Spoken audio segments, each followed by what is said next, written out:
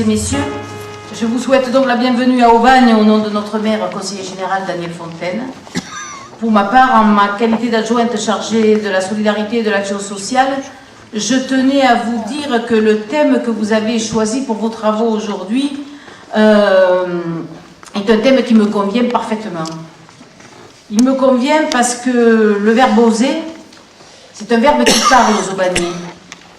Il parle aux Aubagnais parce qu'il fait partie intégrante de notre vocabulaire et que nous avons l'habitude ici de le conjuguer au quotidien et dans de nombreux domaines. Pour celui qui nous concerne aujourd'hui, le social, c'est avec audace que nous l'employons. C'est qu'aujourd'hui, les textes prévoient évidemment un développement, on l'a vu, des intercommunalités, une montée en puissance d'intercommunalités, et notamment par la création des métropoles. Et 3 métropoles ont été, d'un petit particulier, ont été définies, arrêtées lors du du débat à l'Assemblée nationale. La métropole de Lyon, donc, qui est prévue pour 2015, qui a un statut de collectivité et qui, autour de laquelle est prévu un projet de fusion avec les compétences exercées aujourd'hui par le Conseil général sur le territoire de la dite métropole.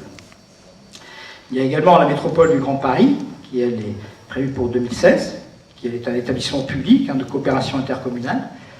Et puis, évidemment, même si tout le monde n'est pas ici concerné compte tenu de votre venue d'autres départements, la métropole Aix-Marseille, prévue pour 2016, et dont l'objet est de regrouper 6 intercommunalités en son sein. Donc la métropole est définie par la loi comme un EPCI, un établissement de coopération intercommunale, regroupant plusieurs communes d'un seul tenant et sans enclave, et je cite la définition de la loi, au sein d'un espace de solidarité pour élaborer et conduire ensemble un projet d'aménagement et de développement économique, écologique, éducatif, culturel et social du dit territoire, afin d'en améliorer la cohésion et la compétitivité et de concourir à un développement durable et solidaire du territoire régional. Donc la métropole est pilotée par un conseil, donc avec un président élu par des conseillers métropolitains, et la question évidemment du mode d'élection des conseillers métropolitains est au cœur aussi des questions qui nous intéressent en termes de démocratie, et a priori l'élection au suffrage universel est prévue pour dans un délai un petit peu. Vous vous rappelez peut-être que l'an dernier, l'UNIOPS avait centré ses propositions pour l'élection présidentielle sur le triptyque désendettement, croissance, cohésion sociale, en soulignant que ces 3 objectifs nous paraissaient absolument indissociables et que leur équilibre devait être absolument préservé. Alors bien sûr, il est un peu trop tôt pour porter un jugement sur l'atteinte ou le respect de cet équilibre, car bien sûr, ces 3 objectifs ne se réalisent pas à la même vitesse, et nous sommes encore même pas au milieu du gué, bien sûr. Il est clair que l'effort d'assainissement financier a été fortement engagé, mais bien sûr que ces résultats sur la croissance et donc sur l'emploi ne sont pas encore au rendez-vous. Alors bien sûr, les mauvais résultats que nous avons enregistrés jusqu'ici sur ces 2 points, croissance et emploi, peuvent être, on l'espère, contredits par les frémissements de l'activité économique qu'on a relevé récemment, aussi bien en France d'ailleurs que dans plusieurs pays d'Europe. Mais comme vous le savez, les spécialistes se battent sur le point de savoir s'il s'agit là d'une hirondelle qui annonce le printemps ou s'il s'agit d'une hirondelle sans printemps. Pour nous, UNIOPS, l'une des principales décisions, vous la rappelez certainement, a été celle du lancement du plan de lutte contre la pauvreté et pour l'inclusion sociale, en janvier dernier, à l'issue de la conférence multipartite qui s'était tenue au Conseil économique avec le Premier ministre et de nombreux membres du gouvernement en décembre 2012. Aussi bien dans son mode d'élaboration très participative que dans son contenu qui couvre toutes les diverses facettes des phénomènes de pauvreté et d'exclusion, ce plan, dont l'UNIOPS et Alerte, le collectif Alerte avait été à l'origine, ce plan marque pour nous un changement important dans la fabrication des politiques sociales, dans la mesure où il est précisément marqué par ce que nous appelons la transversalité, qui, comme vous le savez, est un concept, une dimension qui est chère à l'UNIOPS. D'autres dossiers à venir vont solliciter notre vigilance dans les mois et les semaines qui vont venir. Bien sûr, le projet de loi de financement de la sécurité sociale, bien sûr la réforme de l'hôpital, la loi sur la santé publique, la réforme de l'ordonnance de 45 sur la justice des mineurs, une nouvelle réforme de la formation professionnelle, l'assurance chômage, la compensation de la dépendance et la décentralisation. Le travail, et je ne veux pas oublier le travail social, bien sûr, c'est-à-dire autant de sujets majeurs qui ne sont pas seulement, nous le pensons, des réformes de modernisation de notre outillage social, mais qui mettent en cause nos façons de vivre ensemble, notre cohésion sociale, et qui peuvent améliorer cette cohésion sociale qui est notre but ultime. Alors vous me dites, oui, mais il va y avoir des différences selon les régions. Et oui, au même moment où on assiste à un appel à aller à l'international, où nos jeunes préfèrent aller en Belgique, au Québec, ils connaissent la constitution belge, quand ils arrivent en Belgique, qui est la constitution la plus complexe au monde, avec un système fédéral qui est non seulement territorial, mais encore communautaire. Ils connaissent quand ils y vont, et bien ils s'y font. Et bien celui qui viendra de Thionville, il se fera aux adaptations qui ont été faites de la métropole marseillaise. Et alors, en quoi c'est grave? Si l'équilibre social est maintenu, si l'équilibre économique est maintenu, je trouve au contraire que c'est une initiative très forte. Je crois très profondément que les réformes de décentralisation qui nous sont proposées aujourd'hui, et en particulier la métropole, parce qu'ils permettent de coordonner les chefs de fila, pour dire, de faire en sorte que les gens s'entendent à travers des objectifs, je crois profondément que cette réforme peut, jamais sûr, les choses, le meilleur n'est jamais sûr, c'est bien connu, peut modifier assez radicalement nos rapports au territoire, au social. Donc pour conclure, nous on estime qu'on a besoin des collaborations, on a besoin des collectivités, on a besoin de l'ensemble de nos partenaires. On tient en plus grande estime et on porte la plus grande attention à l'ensemble de ces collectivités. Je pense qu'il va y avoir énormément de travail de mise, d'alignement et de coordination. On en a tiré jusque-là, nous, énormément de richesses. Et le fait que ça nous prenne du temps et que ça soit compliqué, que pendant quelques mois, il y ait un alignement nécessaire, dès lors que la situation est installée, nous, en tout cas, on en a constaté une richesse, une efficacité, une efficience incomparablement supérieure à celle qu'il fallait pour essayer de rattraper les choses qui étaient faites par tout un tas d'institutions qui ne se connaissent pas, qui ne se parlent pas et qui, je pense, pour l'usager et pour le professionnel, constituent un calvaire bien supérieur à celui de quelques semaines ou quelques mois que de temps en temps, il faut attendre. En janvier 2016, nous aurons une des plus vastes métropoles françaises, une des plus intégrées, une des plus puissantes. Et je vais dire presque plus puissante que nos amis lyonnais. Donc notre mission interministérielle, elle accompagne la naissance institutionnelle, mais elle est chargée aussi de faire naître le projet métropolitain. Les conseils généraux cesseront d'être les forums politiques du monde rural, qu'ils sont depuis leur création. Puisque le principe du fondement démographique de redécoupage va évidemment, compte tenu de la réalité de notre pays, donner un poids politique beaucoup plus important aux représentations des populations urbaines qu'aux représentations des populations. Vous avez prononcé le joli mot de déconcentralisation à leur propos. Moi, ce n'est pas du tout la façon dont je vois l'intention première de création des agences régionales de santé. La création de ces instances est une politique de reconcentration. Une politique de reconcentration. Les décideurs de la politique sanitaire, l'analyse qui a été faite des problèmes de politique sanitaire au moment où on a créé les ARS était que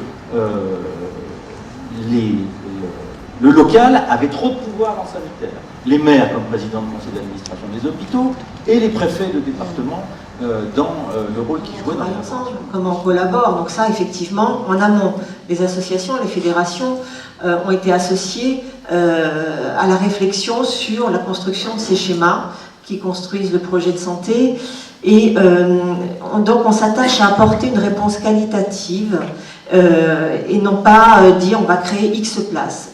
Le pourquoi, même si globalement on aurait pu attaquer par cet angle-là, il semble qu'il valait mieux regarder du côté justement de l'adaptation de l'offre qui existe déjà, comment elle peut évoluer, parce que la population, personnes âgées, personnes handicapées évolue également, les besoins évoluent, donc la primeur était vraiment à regarder ce dont on dispose et comment on peut l'adapter avant de dire on crée encore des places qui existent peut-être par ailleurs. faciliter le fait que les personnes soient à domicile, mais que parfois elles aient besoin, ou les familles, d'un répit. Donc on développe l'hébergement temporaire, donc c'est vrai que c'est un axe fort de la politique ARS sur les 4 ans de programmation PRIAC, avec des places d'hébergement en nombre plus important.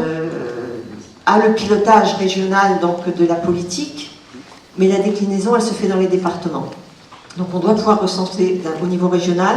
Il y a des besoins qui sont purement régionaux quand on est sur du handicap rare, quand on est sur des projets très spécifiques, mais on a aussi des projets qui dépendent vraiment de la spécificité d'un territoire. Est-ce que oser le social aujourd'hui, c'est ne pas oser penser par nous-mêmes, en dehors des injonctions, en dehors de ce qu'on a vu ce matin, des usines à gaz qu'on nous fabrique plus ou moins.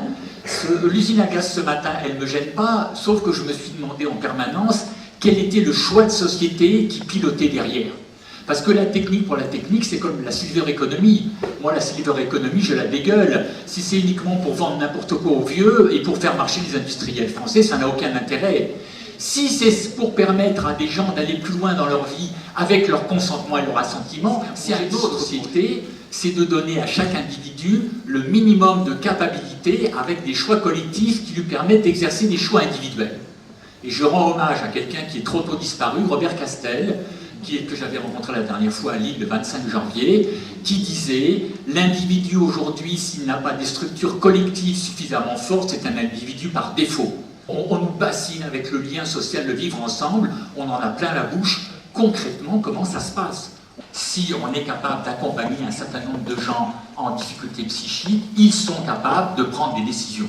Est-ce qu'on a les moyens aujourd'hui d'accompagner ces gens? C'est une vraie question. Comment pouvons-nous oser penser par nous-mêmes? Comment, comme citoyens, pouvons-nous peser? C'était le débat de ce matin et de tout à l'heure. Comment pouvons-nous peser comme acteurs sociaux, comme citoyens, quel que soit notre âge, quel que soit notre état de fragilité, sur les décisions collectives qui permettront aux plus fragiles d'entre nous de rester des citoyens à part entière. Je me demande quelle est la capacité des associations à faire entendre leur voix.